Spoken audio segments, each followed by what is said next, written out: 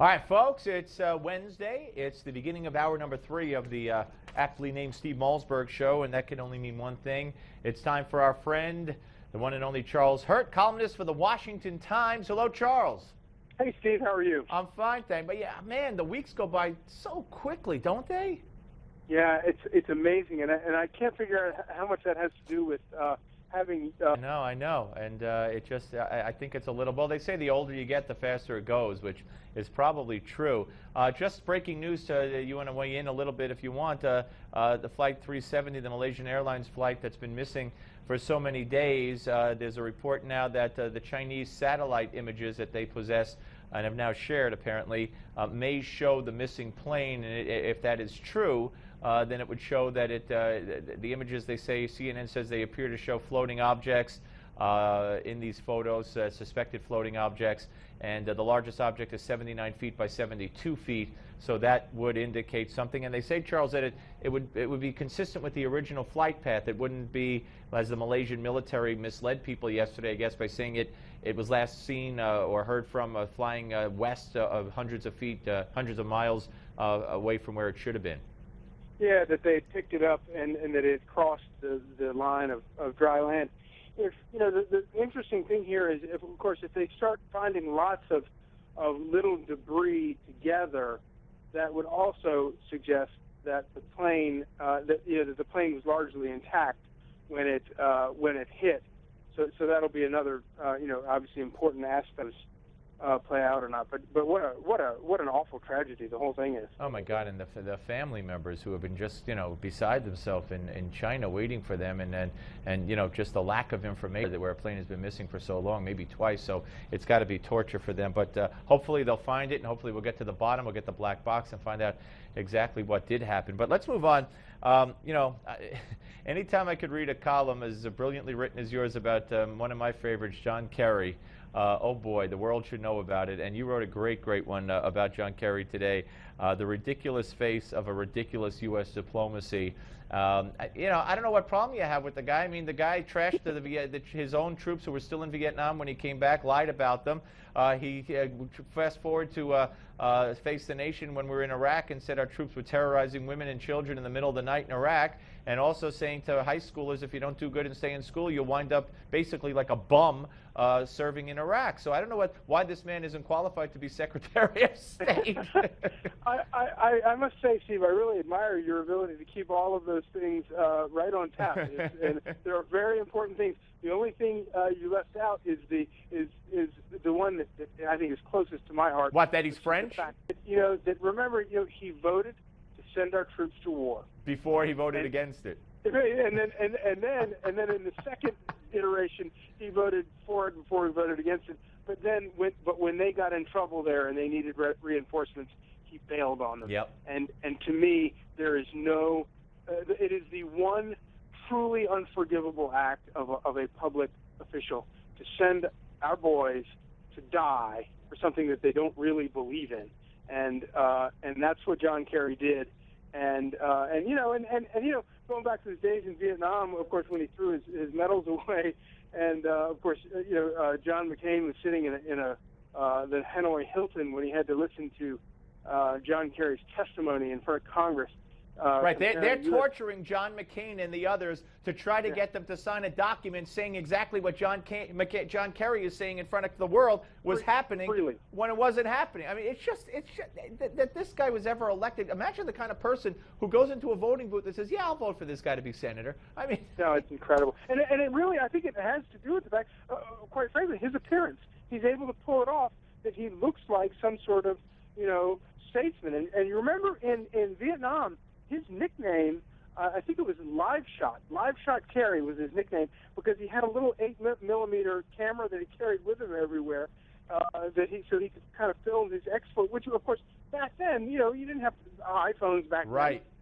Carrying around a little 8mm camera was a big deal. But he was filming his exploits because he had some ideation about what he wanted to do later on. And what we find out is he's a terribly vain guy. I mean, I don't, anybody that's in public, any man that's in public life like that, who goes through the amount of work that he's had done on his face, that's a very vainglorious sort of thing. And honestly, I can't help but think that doesn't sort of spill over into his worldview a little bit. That kind of unrealistic vanity. And it's terrifying when it comes to foreign policy. No, it absolutely is, and I know you'll agree with me on this. And I just want to make clear so everybody knows. I've always said anybody who's put on the uniform, is a better person than me, and I know you would agree with that, and certainly John Kerry was too. But of course, having said that, we know what happened in 2004 when, as you put it, he gave the presidency to George W. Bush for a second term, despite the fact that the war was severely unpopular in Iraq at that time. But the truth about John Kerry came out, with the three boots in the butt that gave himself 3 Purple Hearts, and basically he was out. And his fellow service members didn't like him. They told the truth about him, and that was too unpalatable for people to accept.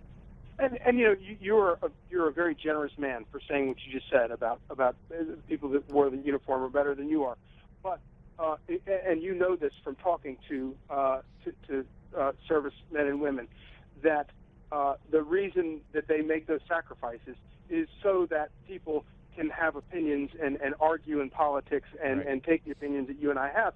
And the thing about it is that what the overwhelming, people to this day, people are so upset about the Swift boat ads and the Swift boat, those guys.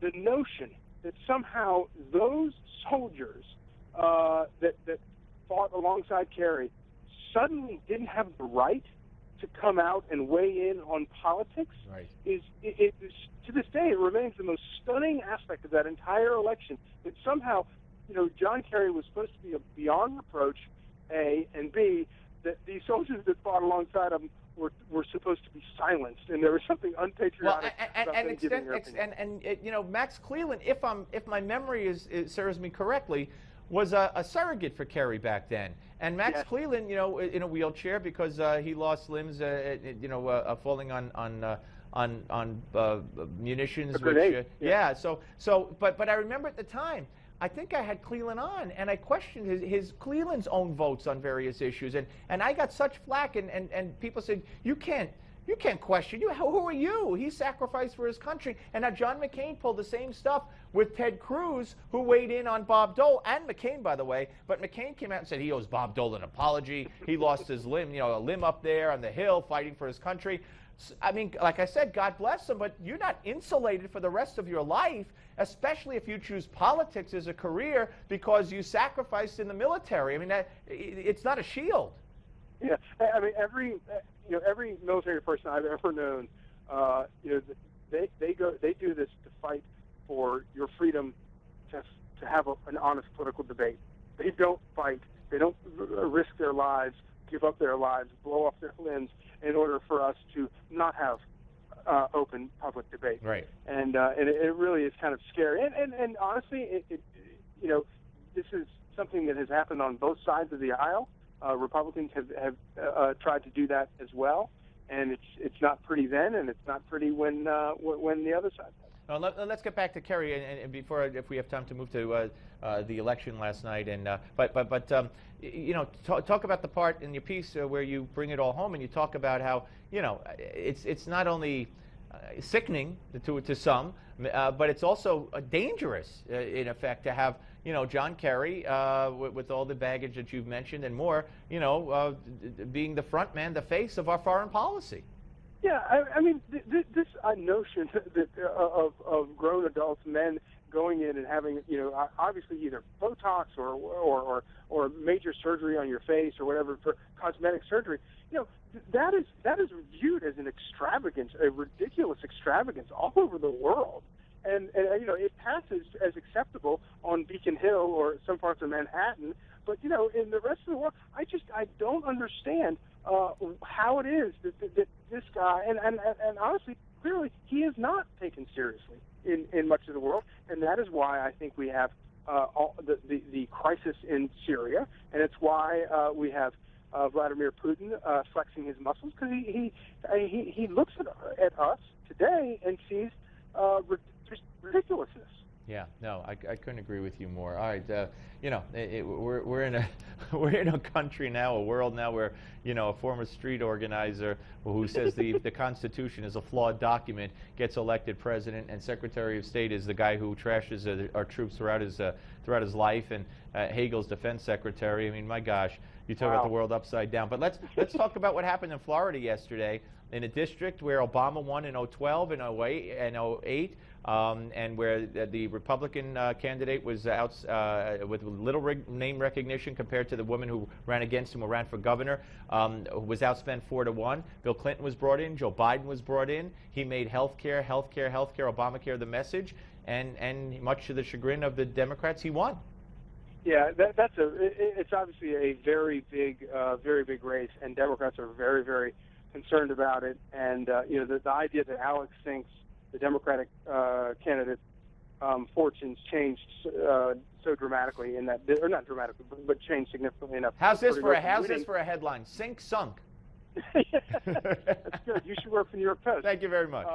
The idea, but I would also, Steve, I would actually caution a little bit about this to Republicans because an enormous amount of money was spent. 11 million, yeah. And it's an amount of money that simply will not be spent in all the other House races. Right. And because of that, it doesn't mean it does mean what we already know, which is that Obamacare is not very popular right now, and and obviously Jolly managed to win despite the fact that he had a libertarian stirring up all sorts of trouble for him and clearly sapping votes away from him. But Republicans are still going to have to run smart campaigns. They can't just slam Obamacare and expect that to take care of all of it for them. So I think that given the fact that the race was somewhat distorted by money, I think that obviously Republicans are going to have to they're still going to have to run absolutely very, very good races if they want to widen their lead in the House, and Lord knows if they want to take the Senate, they're going to have to run brilliant. I got another headline. How about, well, this is a silly, easy one, Jolly Good. But Herman Cain was on with us earlier, just quickly here, and he said that for the first time in his life, he agrees with Debbie Wasserman Schultz. He thinks the Republicans did underperform and didn't win by enough in that election. So that's one Republican. Great point. That it was only by just a couple of points. Yeah, a couple of points. But as you pointed out, the Libertarian candidate took votes away. But that could happen in other districts too. Charles, always a pleasure, my friend. Thank you very much. Thanks, Steve. All right, take care. Charles Hurt, ladies and gentlemen, fine columnist for the Washington Times, here on the Steve Malzberg Show. When we come back, we're going to be joined by Roger Stone, and he wrote the foreword to the Senate Benghazi report. You're going to hear all about that and more. We'll talk some politics with the great political strategist Roger Stone here on the Steve Malzberg Show, Newsmax Television.